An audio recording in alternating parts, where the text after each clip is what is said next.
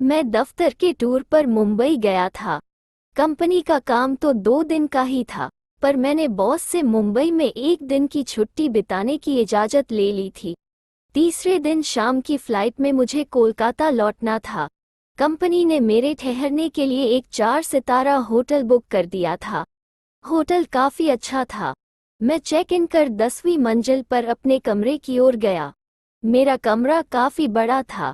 कमरे के दूसरे छोर पर शीशे के दरवाजे के उस पार लहरा रहा था अरब सागर।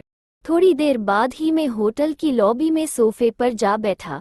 मैंने वेटर से कॉफ़ी लाने को कहा और एक मैगजीन उठाकर उसके पन्ने यूं ही तस्वीरें देखने के लिए पलटने लगा।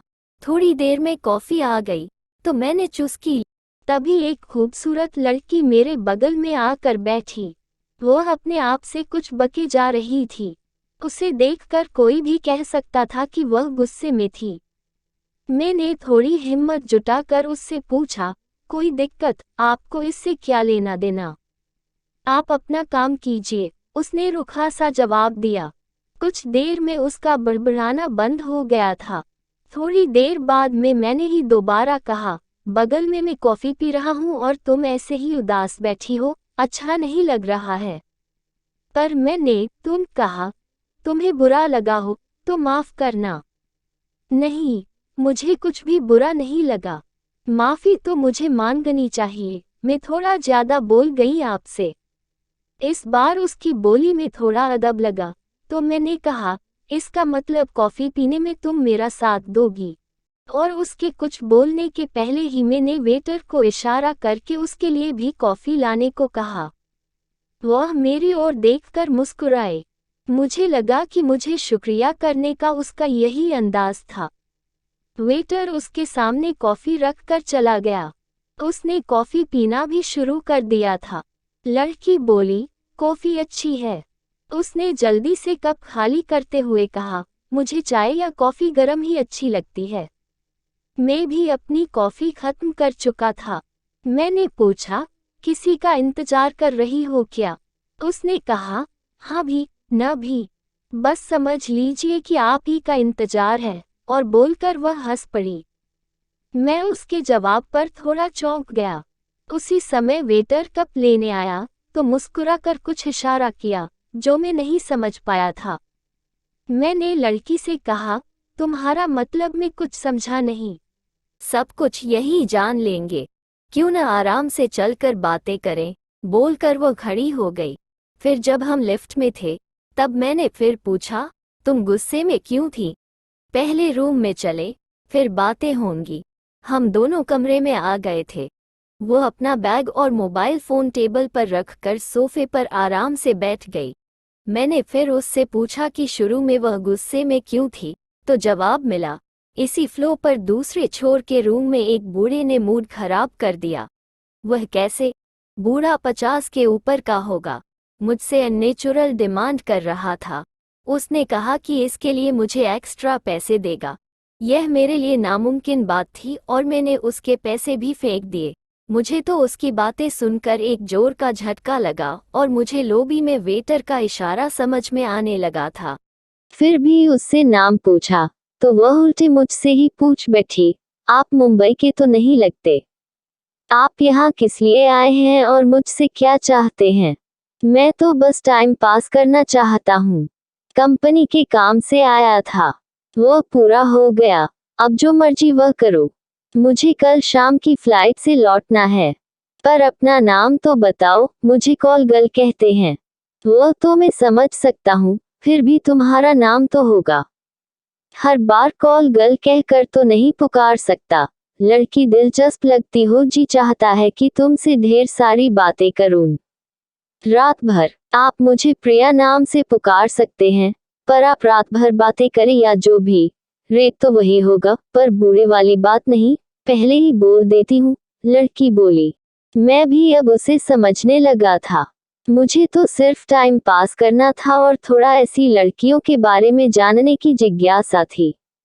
मैंने उससे पूछा, कुछ कोल्ड ड्रिंक वगैरह मंगाऊं? मंगा लो। प्रिया बोली, हाँ, कुछ सीख कबाब भी चलेगा। तब तक मैं नहा लेती हूँ। बाथरूम में गाउन भी है। ये तो और अच्छी बात है, क्योंकि हमाम से निकलकर लड़कियां अच्छी लगती है।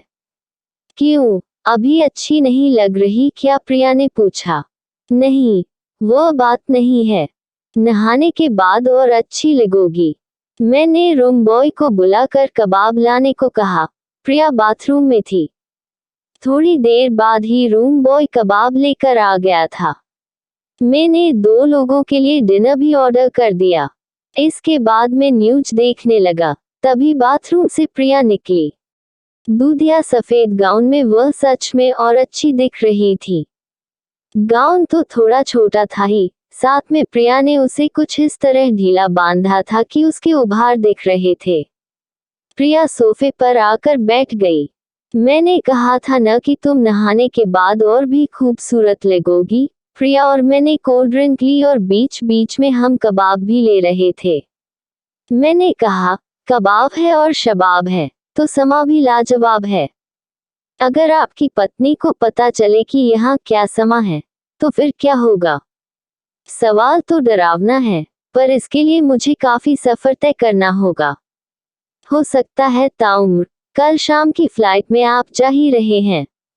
मैं जानना चाहती हूँ कि आखिर मर्दों के ऐसे चलन पर पत्नी की सोच क्या होती है। पर मेरे साथ ऐसी नौबत नहीं आएगी। क्यों? मैंने कहा, क्योंकि मैं अपनी पत्नी को खो चुका हूँ।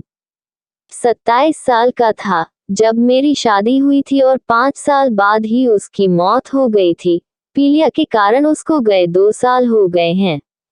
ओह, सो सॉरी, बोलकर अपनी प्लेट छोड़कर वह मेरे ठीक सामने आकर खड़ी हो गई थी और आगे कहा, तब तो मुझे आपका मुंह ठीक करना ही होगा।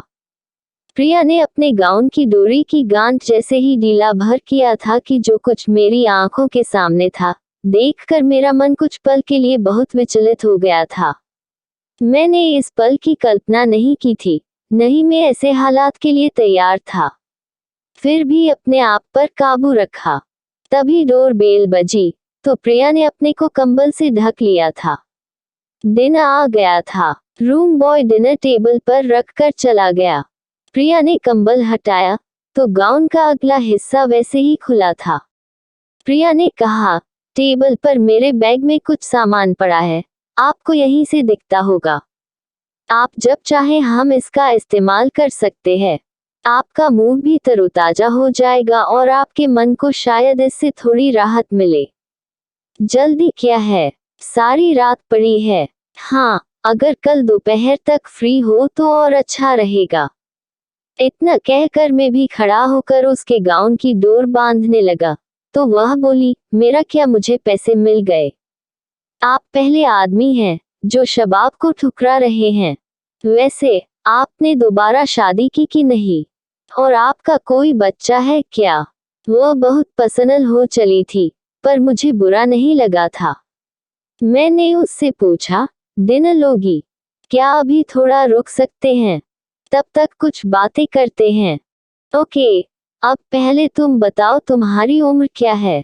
और तुम ये सब क्यों करती हो? पहली बात, लड़कियों से कभी उम्र नहीं पूछते हैं। मैं थोड़ा हंस पड़ा, तभी उसने कहना शुरू किया, ठीक है, आपको मैं अपनी सही उम्र बता ही देती हूँ। अभी मैं 21 साल की हूँ, मैं सच बता रही हूँ। और कुछ लोगी, अभी और नहीं। आपके दूसरे सवाल का जवाब थोड़ा लंबा होगा, वह भी बता दूंगी, पर पहले आप बताएं कि आपने फिर शादी की कि नहीं। आपकी उम्र भी ज्यादा नहीं लगती है। मैंने उसका हाथ अपने हाथ में ले लिया और कहा, मैं अभी 34 साल का हूँ, मेरा कोई बच्चा नहीं है। डॉक्टरों ने सारे टेस्ट लेकर के बता दिया है कि मुझ में पिता बनने की ताकत ही नहीं है। अब दूसरी शादी करके मैं किसी औरत को माँ बनने के सुख के लिए तरसता नहीं छोड़ सकता। इस बार प्रिया मुझसे गले मिली और कहा, ये तो बहुत बुरा हुआ। मैंने उसकी पीठ थपथपाई और कहा, दुनिया में सबको सब कुछ नहीं मिलता। पर कोई बात नहीं, दफ्तर के बाद में कुछ समय एक एनजीओ को देता हूँ। मन को थोड़ी शांति मिलती है। चलो, डिनर लेते हैं। डिनर के बाद मुझे आराम करने का मन किया, तो मैं बेड पर लेट गया। प्रिया भी मेरे साथ ही बेड पर आकर कंबल लपेटकर बैठ गई थी। वह मेरे बालों को सहलाने लगी। तुम ये सब क्यों करती हो? मैंने पूछा। कोई अपनी मर्जी से ये सब नहीं करता, कोई न कोई मजबूरी या वजह इसके पीछे होती है। मेरे पापा एक प्राइवेट मिल में काम करते थे।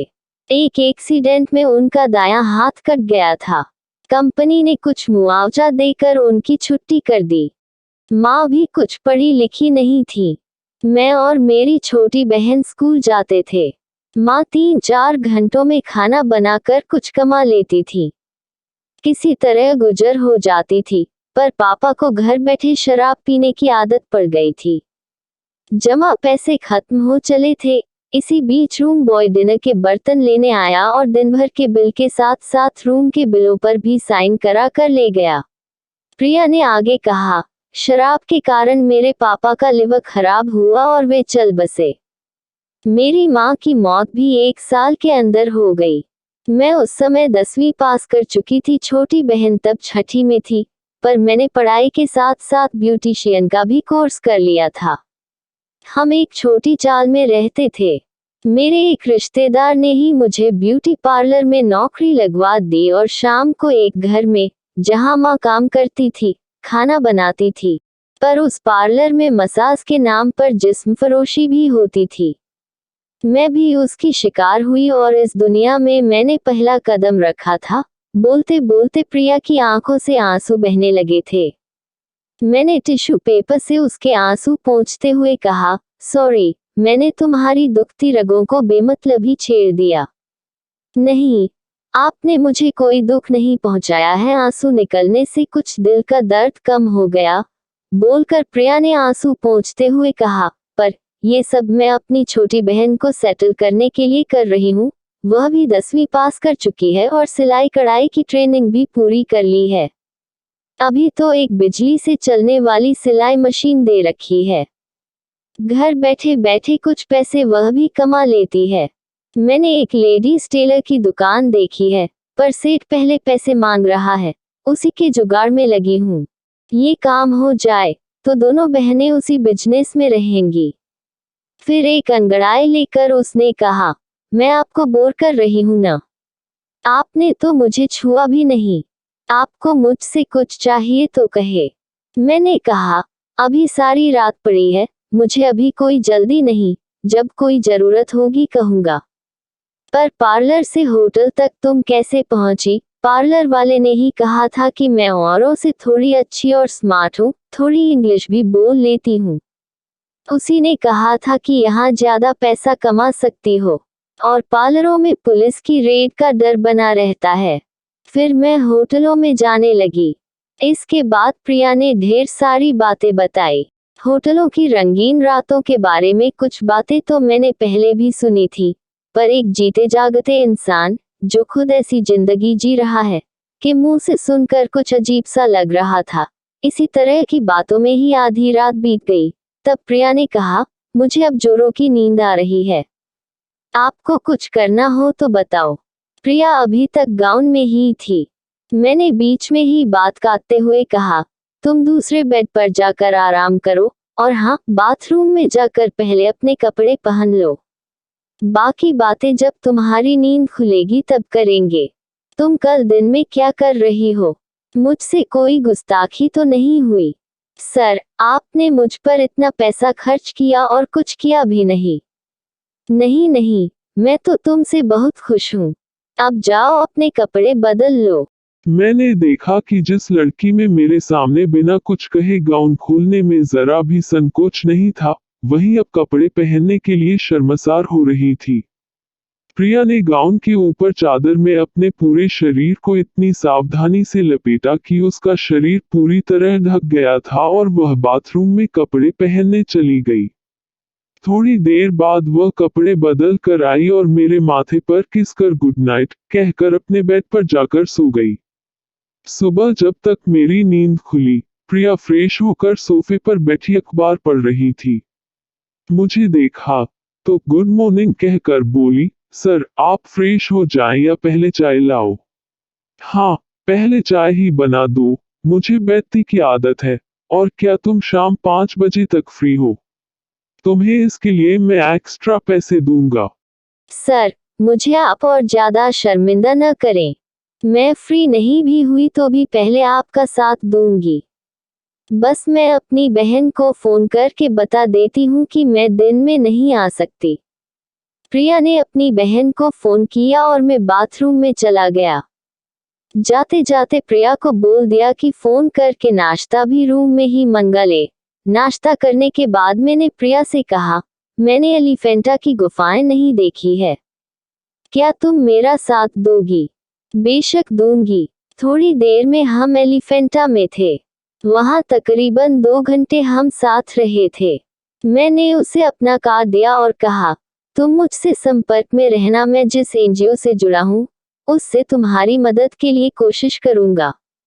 ये संस्था तुम जैसी लड़कियों को अपने पैरों पर खड़ा होने में जरूर मदद करेगी। मैं तो कोलकाता में हूँ, पर हमारी ब्रांच का हेडक्वार्टर यहाँ पर है। थोड़ा समय लग सकता है, पर कुछ न कुछ अच्छा ही होगा।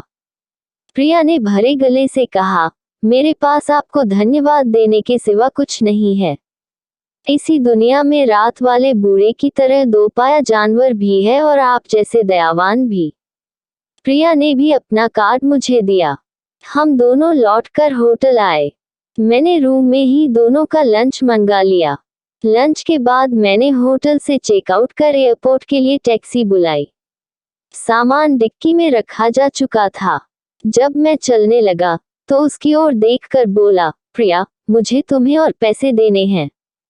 मैं पर्स से पैसे निकाल रहा था कि इसी बीच टैक्सी का दूसरा दरवाजा खोलकर वह मुझसे पहले जा बैठी और कहा, थोड़ी दूर तक मुझे लिफ्ट नहीं देंगे? क्यों नहीं, चलो। कहाँ जाओगी? एयरपोर्ट।